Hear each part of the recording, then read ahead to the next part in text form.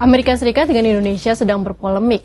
Kali ini soal udang. Iya, udang ekspor Indonesia yang masuk ke Amerika Serikat pada awal Agustus ditemukan mengandung senyawa cesium-137 atau CS137. Apa itu CS137? Lalu bagaimana langkah serius pemerintah Indonesia mengatasi hal ini?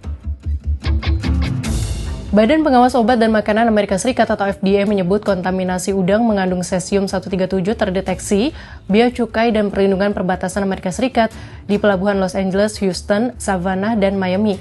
Kontainer positif cesium-137 yang berasal dari BMS Food Indonesia langsung ditolak masuk. Meski FDA belum mengonfirmasi kontaminasi pada produk udang komersial di pasar, badan itu menyebut kemungkinan produk terpapar selama proses pengemasan atau penyimpanan.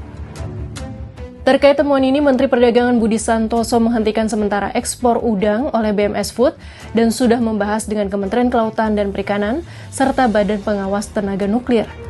Kedua instansi sudah menginspeksi PT BMS di kawasan industri modern Cikande, Kabupaten Serang, Banten. Hasilnya berdasarkan pengukuran laju paparan zat radioaktif yang dilakukan, Bapeten menemukan keberadaan kontaminasi CS137 di area tersebut. Dalam upaya penyelidikan, Bapeten memantau paparan radiasi di area lebih luas dan menemukan ada paparan zat radioaktif yang signifikan dengan level tinggi yakni 150 mikrosievert per jam di tempat pengumpulan besi bekas di kawasan itu. Penyelidikan menemukan material logam mengandung CS137. Sekarang kita bahas soal cesium-137 dan apa dampaknya untuk tubuh.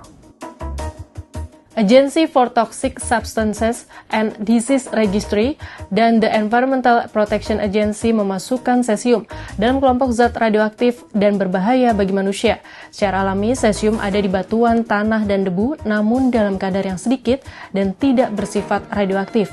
Namun ledakan nuklir atau peluruhan uranium dalam reaksi tenaga nuklir menghasilkan dua susunan radioaktif baru berjenis cesium, yaitu CS134 dan CS137.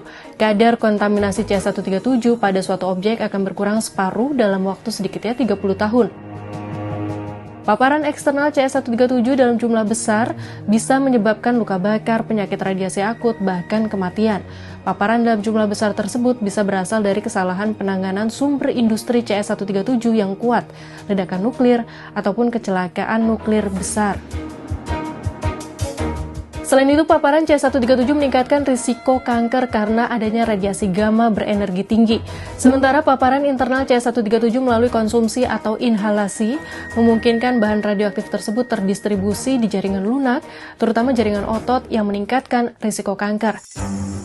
Sebelumnya, perusahaan retail multinasional Walmart telah menarik beberapa produk udang beku mentah mereka di Amerika Serikat setelah terdeteksi adanya bahan radioaktif dalam proses pengiriman makanan laut.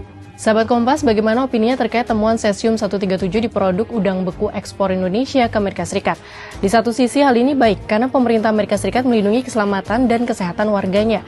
Di sisi lain, jika hal ini berlanjut bisa-bisa cuan ekspor dari udang beku Indonesia makin tipis.